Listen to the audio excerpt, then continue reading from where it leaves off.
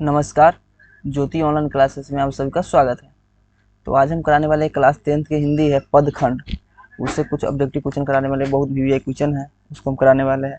तो चलिए, तो चैप्टर है प्रेम ऐनी श्री राधिका, दूसरा है करील के कुंजन ऊपर वारो। इसका कुछ ऑब्जेक्टिव क्वेश्चन कराने वाले हैं। चलिए तो आते हैं क्वेश्चन पे।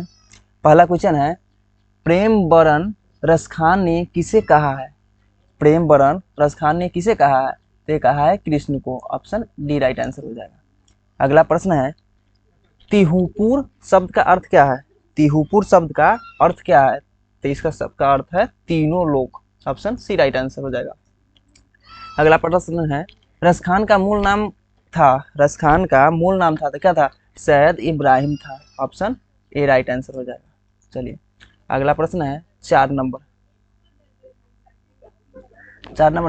दान लीला किसकी रचना है? दान लीला किसकी रचना है? तो है रसखान की। ऑप्शन बी राइट आंसर हो जाएगा। चलिए, अगला प्रश्न है, कुंजन का अर्थ क्या है?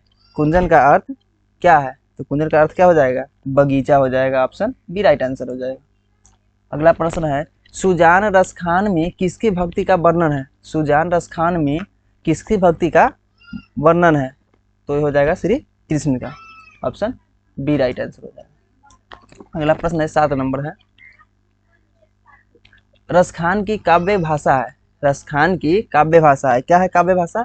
ब्रज भाषा, ब्रज भाषा है। ऑप्शन बी राइट आंसर हो जाएगा। अगला प्रश्न है, स्वच्छंद काव्य धारा का प्रवर्तक है, कौन है? तो इसका हो जाएगा रसखान हो जाएगा। ऑप्शन ए राइट आंसर हो जाएगा। चलिए, अगला प्रश्न है, ऐनी का अर्थ है, ऐनी का अर्थ क्या है? तो ये हो जाएगा आपको खजाना हो जाएगा। ऑप्शन बी राइट आंसर हो जाएगा। अगला प्रश्न है, चलिए अगला पेज में चलते हैं, इसको थोड़ा जूम कर लेते हैं।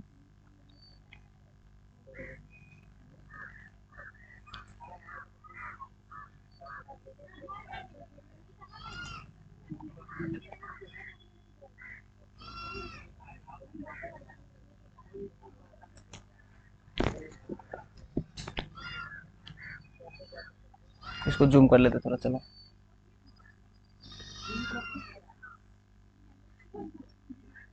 10 नंबर प्रश्न है, कबीर रस खान किस राजवंश में उत्पन्न हुए थे? कबीर रस खान किस राजवंश में उत्पन्न हुए थे? तो क्या हो जाएगा इसका आंसर? पठान राजवंश में। ऑप्शन बी राइट आंसर हो जाएगा।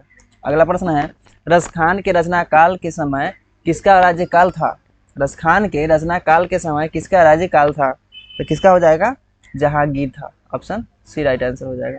ऑप्शन सी राइट आंसर हो जाएगा। अगला प्रश्न है 12 नंबर, कौन सी कृति रसखान की नहीं है? कौन सी कृति रसखान की नहीं है? तो कौन सी कृति नहीं है? प्रेम फुलवारी। ऑप्शन ए राइट आंसर हो जाएगा। अगला प्रश्न है 13 नंबर, किसने कहा था इन मुसलमान हरिजन पे कोटि हिंदू बारिये? कौन कहा था? तो कहा था Bharatendu Harishchandra. Option B right answer. 14 है, मनमानिक में कौन सा अलंकार है? मनमानिक में कौन सा अलंकार है? तो इसमें रूपक अलंकार है। Option C right answer. अगला प्रश्न है, रसखान को पुष्टि मार्ग की किसने दीक्षा दी? किसने दीक्षा दिया था? तो वो दिया था स्वामी विठल नाथ दिया था। ऑप्शन सी राइट आंसर हो जाएगा। अगला प्रश्न है 16 नंबर, रसखान किस काल के कवि है? रसखान किस काल के कवि है? तो यह भक्ति काल का। ऑप्शन डी राइट आंसर हो जाएगा। अगला प्रश्न है, रसखान दिल्ली के बाद कहाँ चले गए? रसखान दिल्ली के बाद कहाँ चले गए? ये बद्र भूमि चला गया। ऑप्शन बी राइट आंसर हो जाएगा। अगला प्रश्न, रसखान की भक्ति कैसी थी? रसखान की भक्ति कैसी थी? उसकी भक्ति थी सगुन थी, सगुन। Option A right answer. अगला प्रश्न है 19 नंबर, रसखान हिंदी के लोकप्रिय कवि है। रसखान हिंदी के लोकप्रिय कवि है, जातीय है, क्या है? जातीय। D right answer. चलिए 20 नंबर प्रश्न पे चलते हैं, स्वामी विठनाथ ने रसखान को कहाँ दीक्षा दी? स्वामी विठनाथ रसखान को कहाँ दीक्षा दी? दे दिया था पुष्टि मार्ग में। ऑप्शन सी राइट आंसर हो जाएगा। अगला प्रश्न है 21 नंबर, रसखान ने श्री कृष्ण का लीला गान किस में किया है? वो किस में किया है? तो किया है सबाइयों में। ऑप्शन ए राइट आंसर हो जाएगा। अगला प्रश्न है 22 नंबर, आधुनिक काल के साहित्यकार है, आधुनिक काल के साहित्यकार है, कौन है? भारतेंदु हरिश्चंद्र है। Option D right answer. अगला प्रश्न है 23 नंबर। प्रेम वरण का अर्थ क्या है? प्रेम वरण का अर्थ क्या है? इसका अर्थ है प्रेम के रंग। ऑप्शन बी राइट आंसर हो जाएगा। अगला प्रश्न है माली मालिन कौन सा समास है? मालिन मालिन कौन सा समास है? तो यह है द्वंद्व समास हो जाएगा। चलिए अगले पेज में चलते हैं। इसको थोड़ा जूम कर लेते हैं।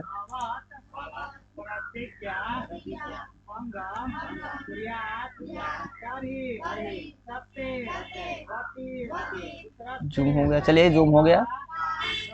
चलिए डॉक्टर विजेंद्र के अनुसार रसखान की मृत्यु कब हुई थी? रसखान की मृत्यु कब हो गई थी? तो हो गई थी 1618 ईस्वी में। ऑप्शन बी राइट आंसर हो जाएगा।